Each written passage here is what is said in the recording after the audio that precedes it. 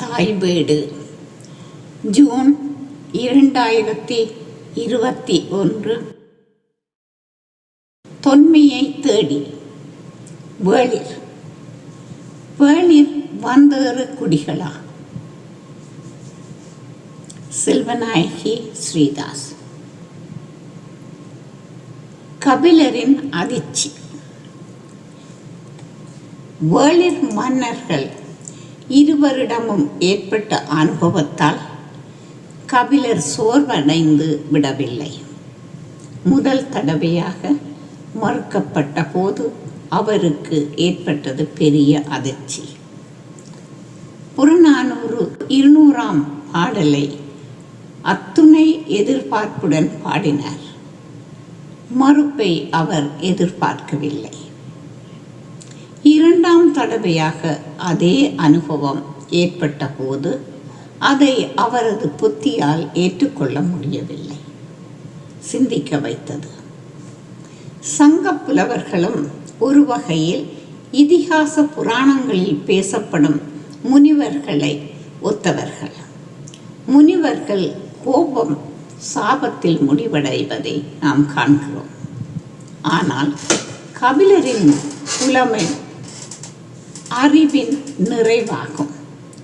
சங்க சான்றோரான கபிலர் சான்றாண்மையின் மொத்த வடிவம். அவருடைய கோபம் கொண்ட கருமத்தை முடிக்கும் வைராக்கியத்தை அவருக்கு தந்தது. நண்பன் பாரி மகளிரை அரச குலத்து மணமகனுக்கே மனம் முடித்து கொடுக்க வேண்டும் என்ற அவரது நோக்கத்தில் தளர்வு ஏற்படவில்லை. பாரி மகளிர் கற்றறிந்தவர்கள் கபிலரின் நிலைமையை நன்கு புரிந்து கொண்டார்கள். சங்ககால தமிழகம். சங்ககால தமிழகம் சேரநாடு, சோழ நாடு, பாண்டிய நாடு ஆகிய பேர் அரசுகளையும் வேளிர்களால் ஆளப்பட்ட கொங்கு நாடு, வேள்நாடு, பரம்புமலை, பொதியமலை, பொதினிமலை, நள்ளிமலை, கொல்லிமலை, குதிரைமலை முதலிய சுதந்திரமான சிற்றரசுகளையும் இவை தவிர வேறும் சில சிற்றரசுகளையும் கொண்டிருந்தது. அரசுகளிடையே அடிக்கடி போர்கள் நடைபெற்றன. எல்லைகள் கைமாறின.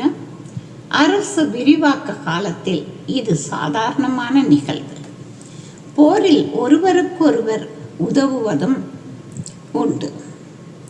சிற்றரசர்கள் பேரரசர்களின் பகையை சம்பாதித்துக் கொள்ளாமல் இருப்பதற்காக வேந்தர்களின் எதிரிகளுக்கு உதவுவதையோ அல்லது அவர்களுடன் திருமண உறவு வைத்துக் கொள்வதையோ தவிர்ப்பார்கள். இப்படியான தவிர்ப்புத்தான் விச்சிக்கோவாலும் இருங்கோவேளாலும் மேற்கொள்ளப்பட்டது.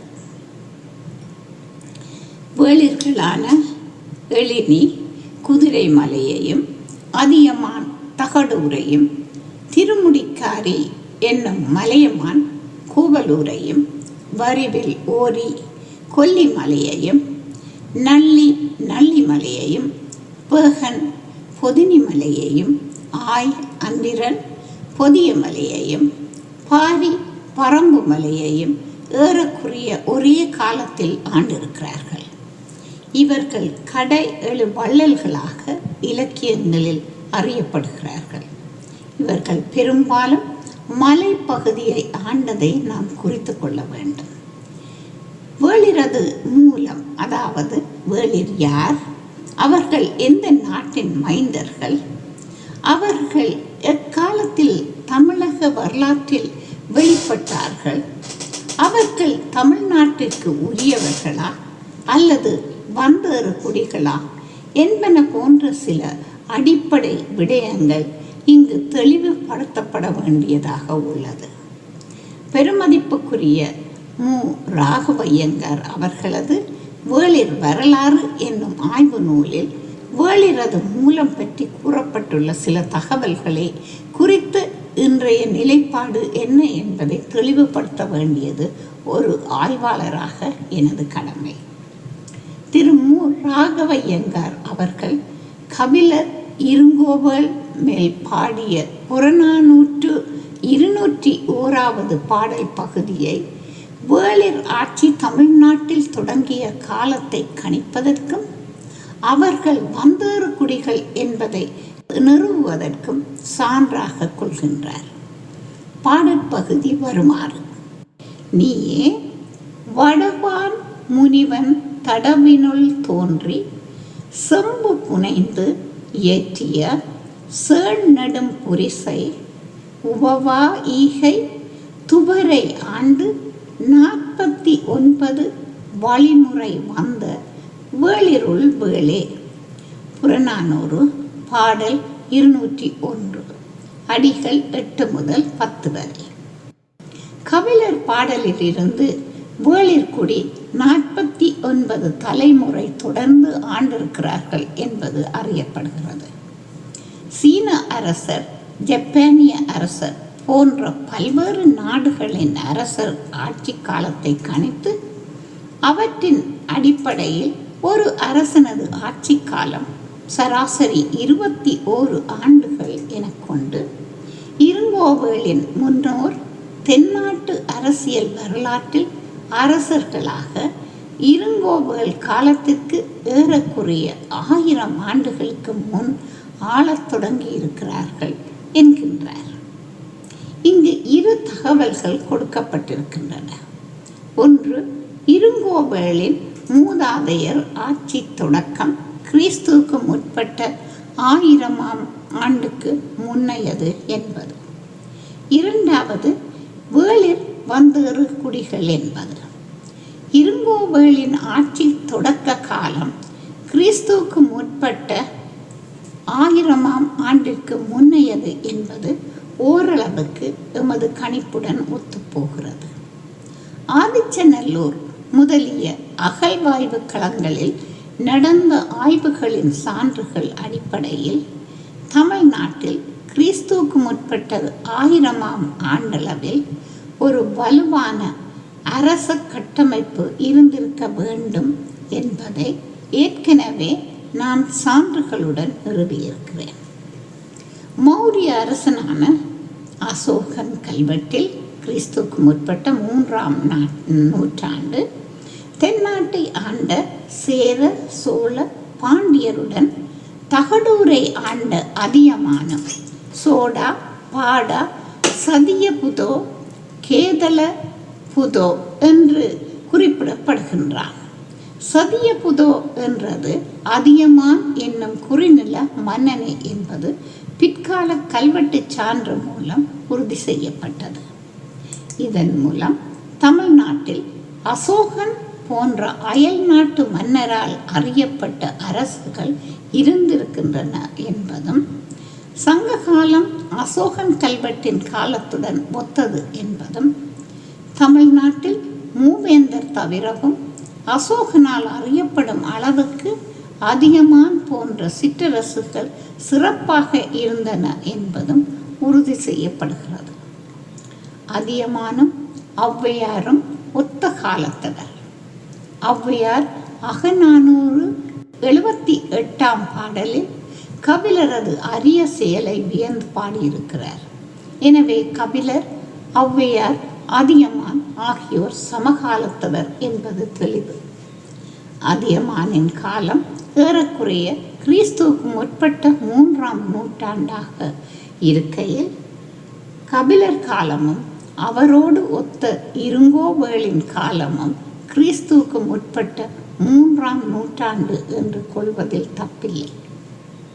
இந்த அடிப்படையில் இருங்கோவேளின் மூதாதையர் குழு நிலையிலிருந்து படிப்படியாக அரசு விரிவாக்கம் செய்த காலப்பகுதியை கணக்கிட்டால் அது ஏறக்குறைய கிறிஸ்துவுக்கு முற்பட்ட 13ஆம் நூற்றாண்டுக்கு தள்ளப்படலாம். இதனை ஏற்பதும் விடுவதும் எதிர்கால அகழ்வாய்வு முடிவுகளை பொறுத்ததே. இப்போதைக்கு கிறிஸ்துவுக்கு முற்பட்ட 1000 என்று கொள்வதில் தப்பில்லை. வேளிர் வந்தேறு குடிகளா என்பது அடுத்த கேள்வி. பெருமதிப்பிற்குரிய மூனா ராகவையங்கார் அவர்களின் ஆய்வுக்கு வருகிறேன். இதிகாச புராண கதைகள் பெரும்பாலும் அக்காலத்தில் கற்றறிந்தோராலும் நம்பப்பட்டு இலக்கியங்களிலும் பதிவு செய்யப்பட்டன. ஆண்டாண்டு காலமாக இவற்றை கேட்டும் சொல்லியும் எழுதியும் வருவதிலேயே இப்புராண இதிகாச கதைகள் உண்மை என்ற நிலையாகி வரலாறாகி கல்வெட்டுக்களிலும் இடம்பெறும் நிலை ஏற்பட்டுவிட்டன. நச்சினார்க்கினியர் போன்ற உரையாசிரியர் தாம் நம்புவதுடன் அவற்றை கேட்பவர்களும் நம்பும் வகையில் வரலாற்றை கூறி வந்திருக்கிறார்கள். இதனை தொல்காப்பியம் எழுத்ததிகாரம் நச்சினார்க்கினியர் உரை தொல்காப்பியம் என்னும் முகவுரை பகுதியில் பக்கம் 2 இரா இளங்குமரன் அவர்கள் பின்வருமாறு உறுதி செய்வதை காணலாம். தொல்காப்பியரை ஜமதக்கினியார் மகனார் என்பதும் திறன தூமாக்கினியார் இவர் பெயர் என்பதும் பரசுராமர் உடன் பிறந்தார் என்பதும் நச்சினார்க்கினியர் இட்டுக்கட்டுதலை அன்றி எவரும் ஒப்பிய செய்தி இல்லையா? இரண்டாவது, அரச உருவாக்க காலத்தில் அரசர்களது குலப்பெருமை பேசப்படுகிறது. அரசர்களை இறைவனின் வழி தோன்றல்களாக தெய்வாம்சம் மிக்கவர்களாக காட்டுவது, அவர்களது அபரிமிதமான சாதனைகளை பேசுவது, இப்படி அதிமுக்கியமான தேவையாக இது இருந்திருக்கிறது. இதனையே சங்க புலவர்கள் செய்திருக்கிறார்கள். வேளிர் உள்ளிட்ட சங்ககால மன்னர்கள் அனைவரும் தமிழ்நாட்டு ஆதி குடிகளே என்பது இக்கட்டுரை தொடரின் தொடக்க பகுதியில் நிறுவப்பட்டது. இவற்றுடன் கீழ்காணும் தகவல்களையும் இணைத்துக் கொள்ளலாம். 1. தமிழ்நாட்டில் பல்லாயிரக்கணக்கான ஆண்டுகளாக பழங்குடிகள் வாழ்ந்திருக்கிறார்கள் என்பது இக்கட்டுரை தொடரின் முற்பகுதியில் நிறுவப்பட்டிருக்கிறது. வேட்டை சமூகமாகவும் வேளாண் சமூகமாகவும் படிப்படியாக வளர்ந்து சிறு சிறு குழுக்களாக தம்மை நிலைப்படுத்தி கொண்ட நிலையிலிருந்து அரச விரிவாக்கம் தொடங்கி இருக்கிறது. இதுவே தமிழ்நாட்டின் அரசுகளின் தொடக்கம் எனலாம். தமிழர் வந்தேறு குடிகள் அல்ல. இரண்டாவது, தமிழ்நாட்டின் தெற்கே குமரிக்கண்டம் அல்லது லெமோரியா அல்லது கடல் கொண்ட தென்னாடு என்ற பெரும் நிலப்பரப்பு இருந்தது என்றும் கடல்கோள் காரணமாக அக்கண்டம் கடலில் மறைந்து போக அங்கு வாழ்ந்த மக்கள் தற்போதைய தென்னிந்திய பகுதிகளில் குடியேறி மேலே நகர்ந்தார்கள் என்றும் வலுவான ஒரு கருத்து நிலவுகிறது.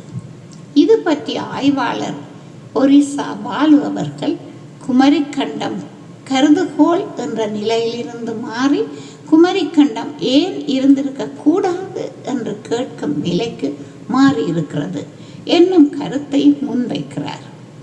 குமரிக்கண்டம் இருந்தது என்னும் கோட்பாட்டை ஏற்றுக்கொண்டால் தமிழர் பல்லாயிரம் ஆண்டுகளுக்கு முன் கடல் கொண்ட குமரிக்கண்டத்தில் வாழ்ந்து கடல்கோள் காரணமாக உலகின் பல பகுதிகளுக்கும் பரவியிருக்கிறார்கள் என்றாகிறது. சிந்து சமவெளி பண்பாட்டின் காலம் கிறிஸ்துவுக்கு முற்பட்ட 3300 முதல் 1900 வரை ஆரியர் படையெடுப்பு, இயற்கை சீற்றம், வெள்ளப்பெருக்கு முதலிய காரணங்களால் இப்பண்பாடு முடிவுக்கு வந்தது என்பது ஆய்வாளர் கருத்து. சிந்து சமவெளி பள்ளத்தாக்கிலிருந்து வெளியேறிய மக்கள் இந்தியாவின் பல்வேறு பகுதிகளிலும் பரவினார்கள். அவர்கள் தெற்கே தமிழ்நாடு வரையிலும் குடியேறியிருக்கிறார்கள். சிந்து சமவெளி பண்பாட்டிற்கு உரியவர்கள் திராவிடரே என்னும் ஆய்வாளர் கருத்து நாளுக்கு நாள் வலுப்பெறுகிறது. 4வது, திராவிட மொழிகள் வழங்கும் இடங்களை இணைக்கப்பட்ட வரைபடத்தில் பார்க்கவும். மொத்தம் 23க்கும் மேற்பட்ட திராவிட மொழிகள் அறியப்படுகின்றன. இவை தென், நடு, வட திராவிட மொழிகள் என்று பிரிக்கப்பட்டுள்ளன. தென் திராவிட மொழிகள் தமிழ், மலையாளம், கன்னடம், துளு, குடகு, தோடா, கோடா, கொரகா, இருளா.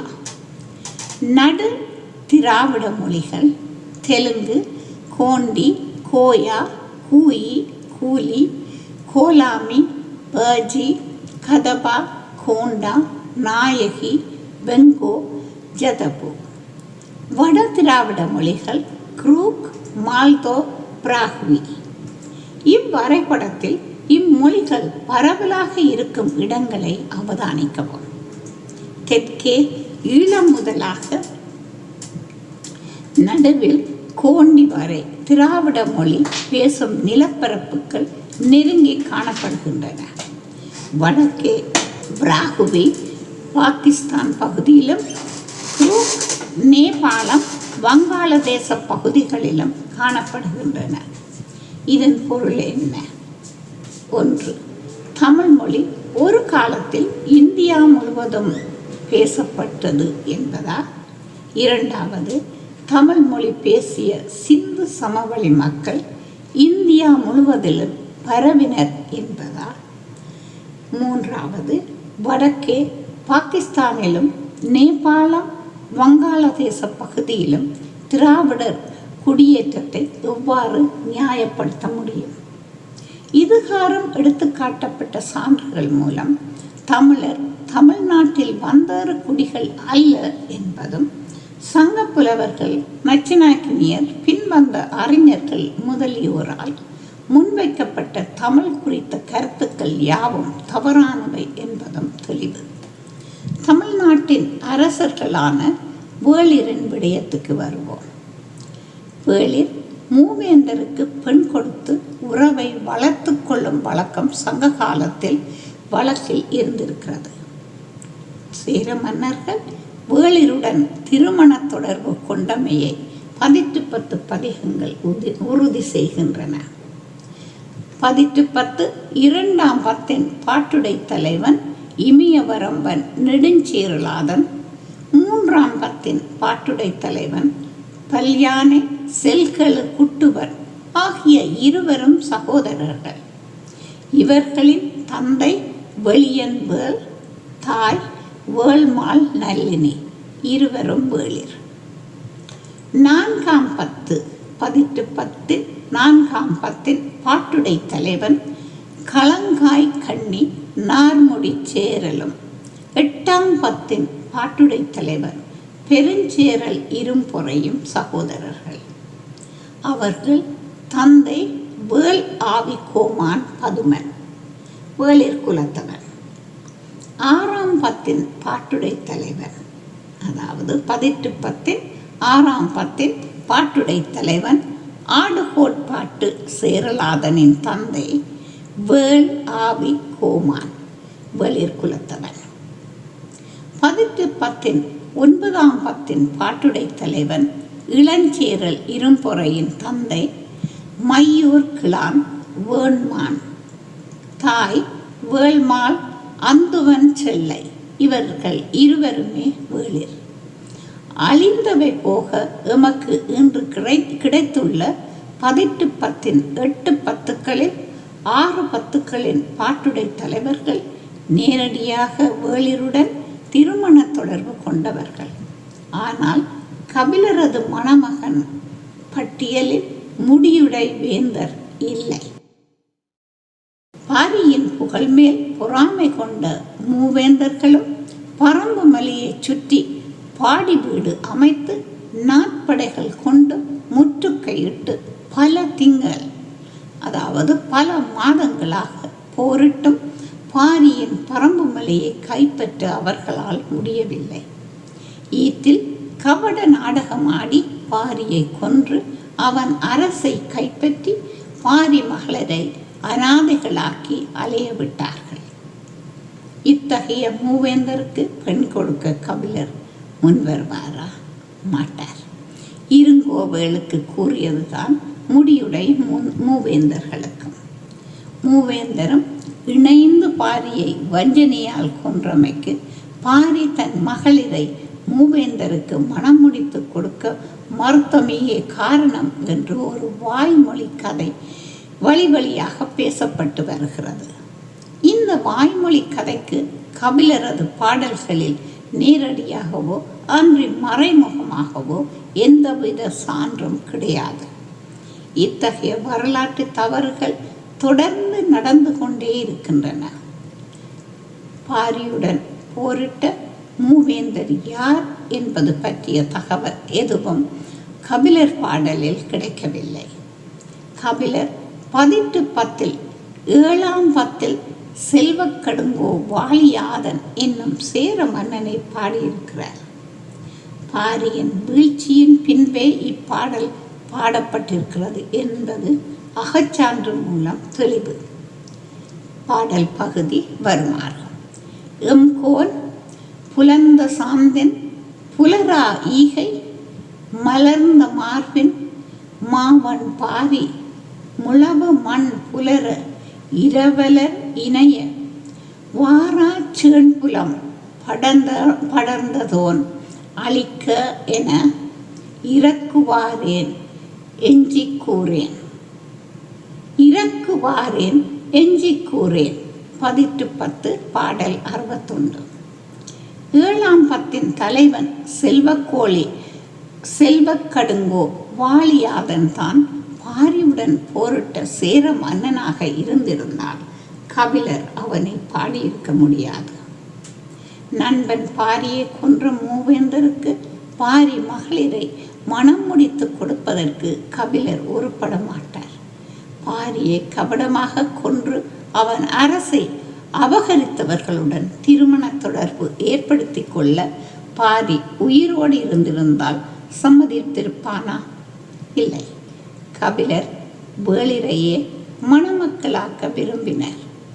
வேளிர் வீரத்தால் அறியப்பட்டவர்கள், மூவேந்தருடன் ஒக்க வைத்து பேசப்படுபவர்கள்.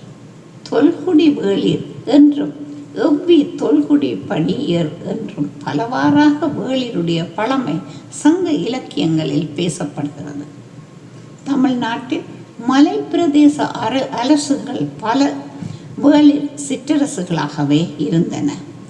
வேளிர் அறிவாளிகள், கொடையாளிகள், அஞ்சா நெஞ்சத்தவர். அவர்களில் ஒருவன் பாரி மகளிருக்கு ஏற்ற மணமகனாக அமைவான் என்பது கபிலரது நம்பிக்கை. ஆதிச்சநல்லூர் அகழ்வாய்வும் வேளிரும். தொல்காப்பியத்தினுடைய காலம் கிறிஸ்துவுக்கு முற்பட்ட 711. தொல்காப்பியத்தில் அரச விரிவாக்கம் தெளிவாகவும் சிறப்பாகவும் பேசப்படுகிறது. ஆதிச்சநல்லூருடைய காலத்தின் மேலெல்லை கிறிஸ்துவுக்கு முற்பட்ட 905. ஆதிச்சநல்லூர் இரும்பு தொழில், நெசவு தொழில், தச்சு தொழில், பானை வனையும் தொழில் முதலியவை பெரிய அளவில் நடைபெற்றிருக்கின்றன. ஆதிச்சநல்லூர் ஒரு பெரும் வணிக நகரமாக இருந்தமை சான்றுகளுடன் நிறுவப்பட்டுள்ளது. வணிகம் மிக பெரிய அளவில் நடந்திருக்கிறது. ஒரு பெரும் வணிக நகரத்தை கொண்டு நடத்துவதற்கான பெரியதொரு அரசியல் கட்டமைப்பு ஆதிச்சநல்லூரில் இருந்திருக்க வேண்டும். ஆதிச்சநல்லூரில் வாழ்ந்த மக்கள் வேளாண் தொழிலை மேற்கொண்டு வேளாண் குடிகளாக வாழ்ந்திருக்கிறார்கள் என்பது தெளிவு. பெருங்கற்படை காலத்தில் வேளிர் சிறு சிறு குழு தலைவர்களாக உருப்பெற்றிருக்க வேண்டும். பெருங்கற்படை காலத்தை தொடர்ந்த ஆதிச்சநல்லூர் பண்பாட்டு காலத்தில் தமிழ்நாட்டில் சிறுக சிறுக வளர்ந்த வேளிர் குடிகள் பெருவளர்ச்சி பெற்றிருக்க வேண்டும். இணைக்கப்பட்டுள்ள வரைபடத்தில் ஆதிச்சநல்லூர் திருநெல்வேலிக்கு அண்மையில் அமைந்திருப்பதை அவதானிக்கலாம். பாரியின் பரம்பு மலை அரசும் ஆதிச்சநல்லூர் பகுதியில் அமைந்திருப்பது என்பது வேளிரின் ஆதிக்கத்தில் இப்பகுதி வளர்ச்சி பெற்றிருக்கலாம் என்ற கருதுகோளை முன்வைக்கிறது. பாரியின் பரம்பு மலை அரசும் ஆதிச்சநல்லூர் பகுதியில் அமைந்திருப்பது என்பது வேளிரின் ஆதிக்கத்தில் இப்பகுதி வளர்ச்சி பெற்றிருக்கலாம் என்ற கருதுகோளை முன்வைக்கிறது. கிறிஸ்துவுக்கு முற்பட்ட 1000 ஆண்டுகளுக்கு முன்பே இங்கு வாழ்ந்த மக்கள் இரும்பு கருவிகளை பயன்படுத்தி இருக்கிறார்கள்.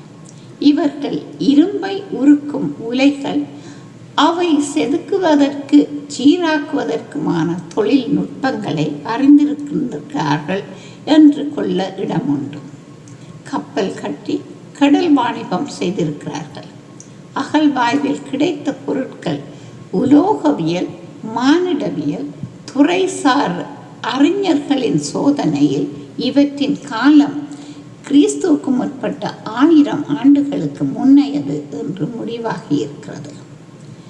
பொருந்தல், ஆதிச்சநல்லூர், கீழடி ஆகிய அகழ்வாய்வு களங்கள் வெளிப்படுத்தும் விவசாயம், கைத்தொழில், கடல் வாணிபம், வாழ்க்கை முறை, கீழடி காட்டி நிற்கும் தமிழ் வளர்த்த பாண்டியர், முத்து துறைமுகமாக விளங்கிய கொற்கை, நவீன வசதிகளுடன் கூடிய நகர் வாழ்க்கை முறை முதலியவை பொருந்தல் காட்டும் விவசாய பண்புகளுடன் ஆதிச்சநல்லூர் அகழ்வாய்வில் கண்டறியப்பட்ட உலோக நாகரிகம் முதலியவற்றை தமிழ்நாட்டு மன்னர்கள் பற்றிய சங்க பாடல்களுடன் இணைத்து ஆராயும் பொழுது தமிழர் வரலாற்றில் தொடக்க காலம் பற்றிய பல உண்மைகள் வெளிச்சத்துக்கு கொண்டு வரப்படுகின்றன. இணைக்கப்பட்டுள்ள படம் ஆதிச்சநல்லூரில் பண்டை காலத்தில் வேளாண்மை பெருமளவில் நடைபெற்றிருப்பது பற்றிய அகழ்வாய்வு சான்று. தமிழ் வளர்த்த குடிகளுள் முடியுடை மூவேந்தர்களுடன் ஒத்த தரத்தில் வைத்து எண்ணத்தக்க இன்னும் ஒரு குடி வேளிர்குடி. கடையேடு வள்ளல்களான வேகன், பாரி, காரி, ஆய் அண்டிரன், அதிகன், நல்லி, ஓரி அனைவருமே வேளிர்கள். இவர்கள் கடை 7 வள்ளல்கள் என்று அழைக்கப்படுவதால் இவர்களுக்கு முன்னே முதல் இடை வள்ளல்கள் இருந்திருக்கிறார்கள். ஆனால் ஆய்வாளர்கள் குறிக்கும் முதல் இடை வள்ளல்கள் புராண மாந்தர்களாக காணப்படுவது அவற்றின் உண்மைத்தன்மையை கேள்விக்குறியாக்குகிறது. இன்றைய தமிழகம் மிகவும் சுருங்கிவிட்டது. தொல்காப்பிய பாயிரமும் அதன் பின் வந்த இலக்கியங்களும் கண்ட தமிழகத்திலிருந்து இன்றைய தமிழகம் பண்டை தமிழகத்தின் மேற்கு பகுதி கேரளாவையும் கர்நாடகாவையும் மைசூர், கூர்க் பகுதிகளையும் ஆந்திராவையும் தனிமொழிகளாக பிரிந்து செல்லவிட்ட நிலையில் உள்ளது. செந்தமிழ் சேர்ந்த 12 நிலத்தும் தங்குறிப்பினவே திசை சொற்கிளவி என்று தொல்காப்பியர் சொல்லதிகாரம் 400வது பாடலில் குறிப்பிடுகிறார். இந்த தொல்காப்பியன் முற்பா செந்தமிழ் பேசும் நிலத்தை சூழவுள்ள 12 நிலத்திலும் பேசப்படும் திசை சொல்லானது தத்தம் நிலத்தில் தாம் குறித்த பொருளை விளக்கும் பொதுவாக செந்தமிழ் நாட்டினருக்கு புரிவது அரிது என்று கூறுகிறது. ஆனால் 12 நிலங்கள் எவை என்று தொல்காப்பியத்தில் சொல்லப்படவில்லை. தொல்காப்பியர் காலத்தில் அவை சொல்லி காட்ட வேண்டிய தேவை இருந்திராது. 12 கொடுந்தமிழ் நாடுகளில் வேள்நாடு என்று ஒன்று அறியப்படுகிறது. அதாவது பழமையான வேள்புலம், வேளிர்களின் புலம். இது பிற்காலத்தில் கொங்கணம் என்று அறியப்படுகிறது. கொங்கணம் என்னும் நாடு முன்பு தமிழ்நாட்டின் ஒரு பகுதியாக இருந்து காலப்போக்கில் கொடுந்தமிழ் நாடாக மாறியிருக்கலாம். கொன்கான மலை என்னும் மலையின் அரசனான கொன்கானங்கிழான் என்னும் வள்ளலை மூசிக்கீரனார் என்னும் சங்கப்புலவர் புறநானூற்றில் 154, 155, 156 ஆகிய 3 பாடல்களில் பாடியிருக்கிறார். கொன்கானம் முற்காலத்து வேளிரது ஆட்சிக்கு உட்பட்டிருந்தது என்பது புறநானூற்றால் அறியப்படுகிறது. ஈயன இரத்தலோ அரிது அருணியது நல்கினும் நல்காய் ஆயினும் வெல்போர் எறிபடை கோடா ஆண்மை அறுவை கொன் பெரும் கானம் பாடல் எனக்கு எளிதே என்று புறநானூறு 154 பாடலிலும் இளம்படு புலவர் மண்டை விளங்கு புகழ் கொன்பெரும் கானத்து கிழவன் தண்டார் அகல நோக்கின மலர்ந்தே என்று புறநானூற்று 155 பாடலிலும் ஒன்று நன்குடைய பிறர் குன்றம் என்றும் இரண்டு நன்குடைத்தே கொன்பெரும் கானம் நச்சி சென்ற இரவலர் சுட்டி என்று புறநானூறு 156 பாடலிலும் மோசிக்கீரனார் கொன்கானம் கிளான் என்னும் மலையக மன்னனின் வீரம் வெற்றி கொடை முதலாய சிறப்புகளை பாடியுள்ளார். இந்நாடு பொன் வளம் மிக்க நாடாக இருந்திருக்க வேண்டும். அதனாலேயே பொன்படு கொன்கானம் நன்னன் நல்நாட்டு என்று நற்றிணை 391 பாடலில் பாலை பாடிய பெருங்கடுங்கோ போற்றியிருக்கிறார். இப்பாடலில் குறிப்பிடப்படும் நன்னனும் ஒரு வேளிர் மன்னனே. கொன்கான நாடு என்பது பிற்காலத்தில் கொங்கண நாடாக மருவி வழங்கியிருக்கலாம். இவ்வாறு தமிழ்நாட்டின் பல்வேறு பகுதிகளிலும் தமது அரசை நிறுவி வீரம் விவேகம் வல்லன்மை மிக்கவர்களாக முடியுடை மூவேந்தரை ஒத்தவர்களாக மிடுக்குடன் ஏறக்குறைய கிறிஸ்துவுக்கு முற்பட்ட 1000ஆம் ஆண்டிலிருந்து அரசாண்டிருக்கிறார்கள் வேளிர் என்பது ஏற்கனவே நிறுவப்பட்டது.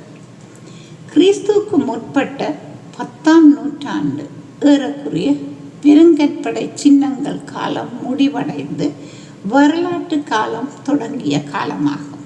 இக்கால ஆராய்ச்சியுடன் பல வகையிலும் ஆதிச்சநல்லூர் நாகரிக காலம் ஒத்துப்போகிறது. வேள்குலங்கள். வேள்குலம் என்பது வேளிர்களால் ஆளப்பட்ட நிலம். சேரநாடு, சோழ நாடு, பாண்டி நாடு என்பது போல வேளிர் குலங்கள் என்று கூறுவதில் தப்பில்லை. வேளிர் பாண்டி நாட்டு வேளிர் என்றும் சோழ நாட்டு வேளிர் என்றும் சேர நாட்டு வேளிர் என்றும் அறியப்பட்டனர். ஆனால் அவர்கள் முடிவுடைய மூவேந்தருக்கு கட்டுப்பட்டு ஆளாது சுதந்திரமாகவே ஆட்சி புரிந்தனர். பல வேளைகளில் மூவேந்தருக்கு போரில் உதவியிருக்கிறார்கள். இவர்கள் வேளாண்மை, கொற்றத்தொழில், மண் சுடுதல், நூல் நூற்றல், கால்நடை வளர்த்தல் முதலிய பல தொழில்களிலும் கைதேர்ந்தவர்களாக இருந்தார்கள். வள்ளல் தன்மை மிக்கவர்கள். முதலாவது பாண்டி நாட்டு வேளிர் ஆய் அந்திரன், திதியன், பாரிவேல், இருங்கோவேல் முதலியோர் பாண்டி நாட்டு பகுதிகளில் ஆண்டார்கள். சோழ நாட்டு வேண்டி ஆதன் எழினி, அலந்தூர் வேள் திதியன், வேள் எவ்வி, வீரை வேண்மான், வெளியன் திதியன், நன்னன் செய் நன்னன் முதலியோர் சோழ நாட்டுக்கு உட்பட்ட பகுதியில் ஆட்சி செலுத்தினர். மூன்றாவதாக சேர நாட்டு வேளிர் நெடுவேள் ஆவி, வேளாவி கோமான் பதுமன், வையாவி கோப்பெரும் பேகன், நன்னன் வேண்மான், வெளியன் வேண்மான், ஆய் எயினன் முதலியோர் சேர நாட்டு வேளிர்களாவர். வேளிர் அரசுகள் 8 தொகை, 10 பாட்டு ஆகிய தொகை இலக்கியங்களை பாடியவர்கள் சான்றோரே ஆயினும் அவர்களை பாடச் செய்த பெருமை பெருவள்ளல்களான மன்னர்களையே சாரும். இவ்வரிசையில் கடையெழு வள்ளல்கள் ஆற்றிய தொண்டு அளப்பரியது. வள்ளல்களில் அளப்பெரும் ஈகையை இடைக்களி நாட்டு நல்லூர் நத்தத்தனார் சிறுபானாட்டு படையில் 70 பூண்ட ஈகை சென்னுகம் விரிகடல் வேலி வியல் அகம் விளங்க ஒருதான் தாங்கிய உரனுடன் நோன்தாள் என்றும் பெருஞ்சித்தனர் புறநானூறு 158 பாடலில் 70 மாய்ந்த பின்றை அழிவர பாடி வருணரும் பிறரும் கூடி இறந்தோர் அற்றம் தீர்க்கென விரைந்து இவன் உள்ளி வந்தனம் யானே என்று விதந்து பாடியுள்ளார்கள். இனி இவ்வேள் மன்னர்களை பற்றி தனித்தனியாக பார்க்கலாம். ஆய் அந்திரன். ஆய் என்பது ஆயர்குல மன்னர்களையும் அவர்கள் ஆண்ட நாட்டையும் குறிக்கும் பெயர். இவன் பொதியமலை சாரலில் உள்ள ஆய்குடியை தலைநகராக கொண்டு ஆட்சி செய்த ஆயர்குல மன்னன். இவனை வேள் ஆய் என்றும் ஆய் அந்திரன் என்றும் அழைப்பார்கள். கடியெழு வள்ளல்களில் ஒருவனான ஆய் அந்திரன் சிறுபானாட்டு படையில் குறிப்பிடப்பட்டிருக்கிறான். மன்னன் ஒருவன் பேருடன் வேள் என்பது இணைக்கப்பட்டிருந்தால் அவன் வள்ளல் என்பது பொருள். அதாவது வேள் ஆய் என்பது போல. திரு மு. ராகவையங்கார் அவர்கள் இவ் அந்திரன் என்ற சொல்லை நோக்குமிடத்து அதற்கு வேறு சிறந்த தமிழ் பொருள் காணப்படாமையால் அப்பதம் வேள் ஆயின் குலப்பேராகிய ஆந்திர சப்தத்தின் திரிவாக வழங்கியதென்றே சொல்லலாம் என்கின்றார். ஆந்திரா என்னும் பெயர் பிற்காலத்தில் வந்தது என்பதை அவர்கள் கருத்தில் கொள்ள தவறிவிட்டார்கள். வேள் ஆய் பெருவீரனாக அறியப்படுகிறான். வேள் ஆய்க்கும் கொங்கருக்கும் போர் மூண்டது. கொங்கரை போரில் வென்று அவர்களை கடற்கரையில் ஓடி ஒழிக்குமாறு செய்தான் என்று புகழப்படுகிறான். இவனுடைய பொதிய மலையையும் ஆய்குடியையும் அம்மலை குழுவில் உள்ள கவிரமலையையும் புலவர் பாடும் புகழ் பெற்றவை. ஆய் பற்றிய சுவையான கதை ஒன்று கூறப்படுகிறது. வேள் ஆய்க்கு நீல நிற நாகம் ஒன்று ஒரு ஆடையை கொடுத்ததாகவும் அவன் அந்த ஆடையை ஆலமரத்தின் கீழிருந்து சிவனுக்கு சாத்தியதாகவும் இடைக்களி நாட்டு நல்லூர் நத்தத்தினார் சிறுபானாட்டு படையில் பதிவு செய்திருக்கிறார். நிழல் திகழ் நீல நாகம் நல்கிய கலிங்கம் ஆலமர் செல்வர்க்கு அமர்ந்தனன் கொடுத்த சாவம் தாங்கிய சாந்து புலர் திணிதோல் ஆர்வ நன்மொழி ஆயும் என்று சிறுபானாட்டு படையில் கூறப்படுகிறது. ஆயை உறையூர் ஏணிச்சேரி முடமோசியார் புறநானூற்றில் 127வது பாடல் முதல் 135 பாடல் வரையிலான 9 பாடல்களையும் துறையூர் ஓடைக்கிளர் புறநானூற்றில் 136வது பாடலையும் பாடியுள்ளனர். இவர்கள் மட்டுமில்லாமல் குட்டுவன் கீரனார், உமட்டூர் கிளார் மகனார், பரங்கொட்டனார், பரணர், காரிக்கண்ணனார் முதலிய சான்றோரும் பாடியிருக்கிறார்கள். தொடரும்.